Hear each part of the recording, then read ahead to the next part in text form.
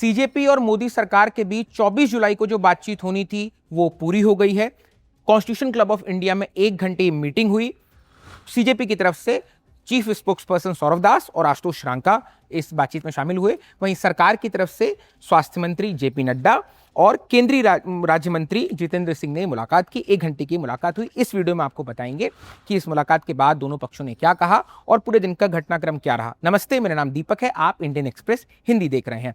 बात ये शुरू हुई कल के हमारे इंटरव्यू में। आपने देखा होगा कल, यानी कि जब मैं कह रहा हूं तो यानी कि 23 जुलाई की रात को जब हमने इंटरव्यू किया था सौरभ दास का, तो उन्होंने कहा था कि कल यानी कि 24 जुलाई को सरकार बातचीत के लिए हमें बुला रही है और हम जाएंगे। इससे पहले एक राउंड की बातचीत 20 जुलाई को भी हुई थी, उसमें सिर्फ जेपी नड्डा थे और आशुतोष रांका और सौरभ दास थे।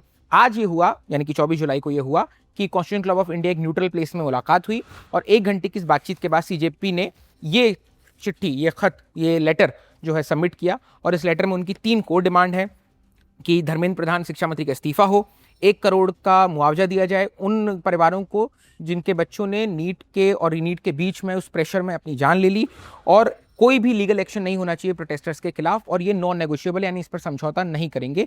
और ये खत उन्होंने सबमिट किया। इसके बाद आशुतोष रांका ने जो कहा, सुनिए। सरकार से आज बातचीत हमारी हुई, 2 घंटे की बातचीत थी, काफ़ी क्रिस्प टू द पॉइंट बातचीत थी। हमने सरकार को बहुत साफ शब्दों में पहले भी कहा था कि हमें अब हवाबाजी नहीं चाहिए, अब कॉन्क्रीट बात करिए।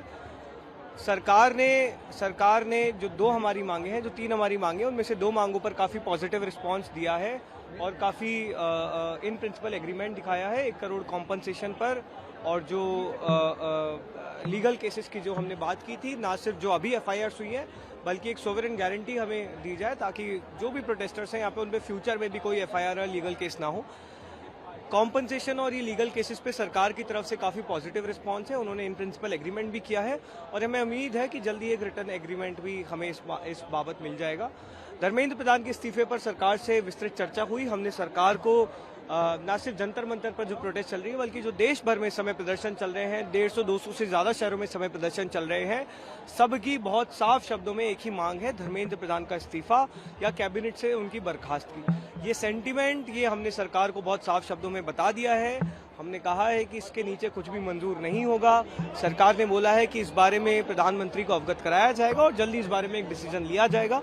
कल दोपहर में सरकार ने फिर से एक और मुलाकात की बात की है और हमने बताया है कि हमें जल्द ही अब एक ठोस निर्णय इस मुद्दे पर चाहिए, वरना हम एक और नेशनल कॉल देने को मजबूर होंगे।